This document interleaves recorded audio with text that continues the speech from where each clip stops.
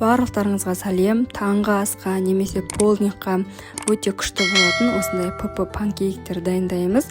Рецебі өте оңай. Әрбір ас үйден табылатын ингредиенттер және алдыңғы жолы видеода көрсетілген ПП вафлидің рецебімен тура бірдей. Егер сізде вафельница болмаса, дәл осы тестодан ПП панкейктер дайындауға болады. Ең алдымен чашкамызға творог, жұмыртқа, какао, разрыхлитель, сахарзаменитель және дәміне қарай тұзды салып аламыз. Ал овсянканы біз блендерден өткізіп, ұсақтап, ұн жасап, жаңағы ингредиенттерге қосатын боламыз. Дайын болған овсянка ұнын жаңағы ингредиенттерге қосып, тағы да блендермен бір келкі масса шыққанға дейін жақсылап араластырамыз. Менде ручной блендер, негізі бұны стационарный блендермен де жасасаңыз болады. Дайын болған массамыз осындай бір келкі қоюлау болып шығу керек. Мен бұл панкейктерді, менде грильницаның насадкасы бар, плоская насадка бар, сонда дайындайтын боламын. Және де сковородкада да дайындап көрсетемін. Сковородкада дайындай берсеңіз болады. Насадкамыз қызғаннан кейін осылай бір ас қасықтан толтырып салып, панкейктерді салып шығамыз. Әр беті бір 3-4 минут ішіне пісіп шығады. Бір жақ беті піскеннен кейін екінші жақ бетіне осылай барлығын ауыстырып шығамыз.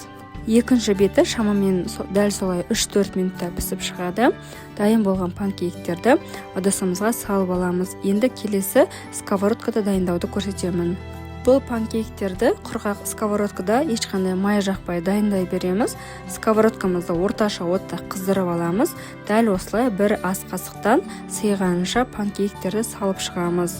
3-4 минуттан кейін бетінің піскені өзі білініп бастайды. Сол кезде екінші жақ бетіне ауыстырамыз.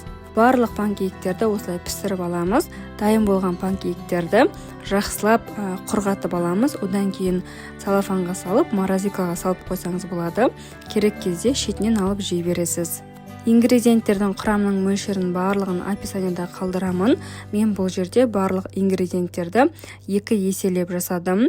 Өйткені біраз бөлігін мен ПП вафли қылдым, ал біраз бөлігін осындай панкейктер жасадым. Егер видеоның соңына дейін қараған болсаңыз, лайк басып, комментарий жазып, менің каналыма тіркеліп кетіңіз.